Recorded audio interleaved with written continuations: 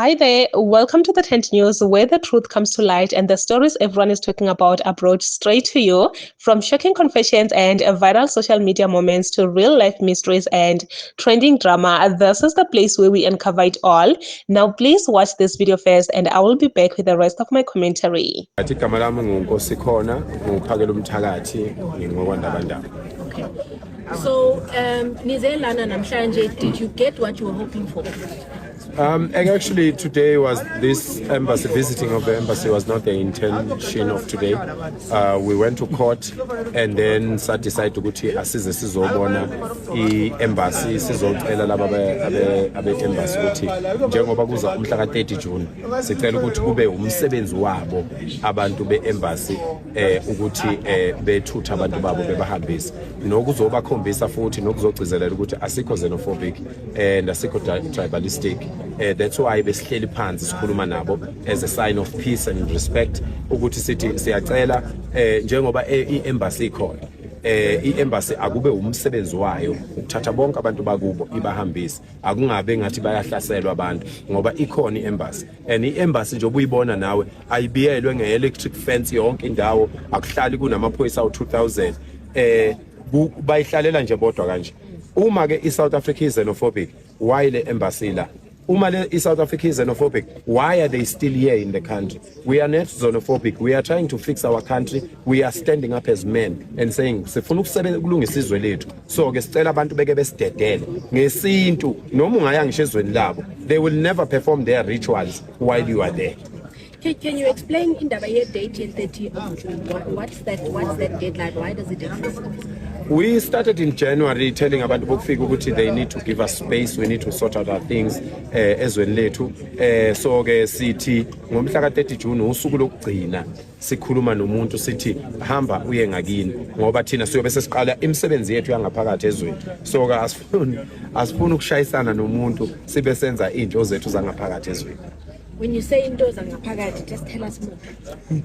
Sizobe si hold abaphathi bethu accountable Home Affairs. We want to talk to Home Affairs. We want to talk to Immigration. We want to talk to Border Management Authority. We want to talk to our police system and Amasosha in Navy. We want to have meetings with those people. We don't want when we're having those meetings and sisane problem yabantu figure, because when we instruct Home Affairs to go and sort out the problem of borders, we want to say that to them, and they must be dealing with South Africans and proper people who are coming into the country. So that's why that's into zethu zangaphakathi. So it seems like a lot of the issues you're raising, it's issues to do with the government. You're talking about crime, that's policing. We're talking about border management, that's also a government issue.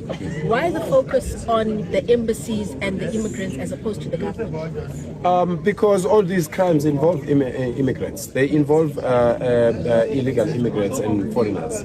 So we are saying let them get off the way so that we can deal with these things alone. So that's why. But how will you identify, for example, if someone is a documented person or undocumented? What do you mean? Legal or illegal, documented, and how will you identify? For example, if someone is in the country, how will you know what they are here legally or not? They must say it. They must say it. That's why we talk to them. That's why we are peaceful. That's why we walk up to them and we ask them. And that's how they should be honest, because they are in a country. They must respect the country and tell us the truth. If he's here legally or not legally, then they must say.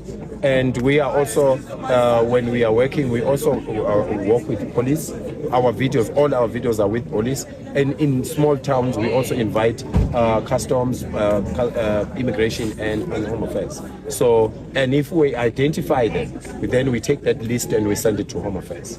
The list of people who are not documented. That we are counted, yes. Okay. And let's say now, you as you mentioned, you're going to go to lots of different provinces. What do you see as the final outcome after all of these activities? The country must come back, Siswam. The country must come back to the people that it belongs to. So that is the outcome. That's what we want. That's the mission. It's not something that we are going to do over 1 year or 2 years. It's going to be some time. But the country must come back. The government, even Ramaphosa, must get to a point where when he opens his mouth, he talks about South Africans and he talks about the real issues that there's 8 million young people that are not working in South Africa. It is not xenophobia. It is the 8 million unemployed people, youth. And if youth is not, you must remember, if somebody starts working at the age of 24, that person pays tax until they are 65. That means the country benefits in employing young people. So if young people are not working, that means the country's economy is going down. So that is the outcome. That's the outcome we want. And you go to, and now, right now, as a journalist, I can take you to one of the truck companies here. Right now, 50% of the people that are working there are foreigners, undocumented foreigners. Now, that is the outcome we want. We want those people out of that shop as soon as they're out of that company. That is the outcome we are anticipating, because those 50 people they're supposed to be South African, because driving a truck is not a scarce skill. Do you think the government is responding to what you are saying? Are they engaging with you guys at all? Most of the leaders, because of the neglect and the people of South Africa have let this thing go for a very long time. The leaders have gone to a defensive stance, and they've gone to a very arrogant stance. And when we started this, they first said, no, this thing is going to last 2 weeks. As soon as they saw it going for 6 months, they start saying these things are going to turn into violence. When they saw that it went for a year without violence, they start changing it and said it's tribal and it's xenophobia. So we see all these developments that they are coming with. It's because it's coming out of arrogance. It's because people have stole the money from the taxpayers' money. They've stole so much from South Africa. They are so rich that they think this thing can't change South Africa. What we are doing can't change South Africa. South Africa is going to change. South Africa is going to accept this. South Africa is going to take this into their arms without fighting, without a war, without violence. But people are going to take their country back, definitely. Uphakela Mthakathi was at the embassy, and he was demanding that they intervene in this issue of foreigners. And the journalist that was interviewing him, she asked him, Uguti, what is it that makes you think, Uguti, foreigners are taking your jobs, foreigners are taking this and this? And yeah, guys, it's a lot. It's a lot.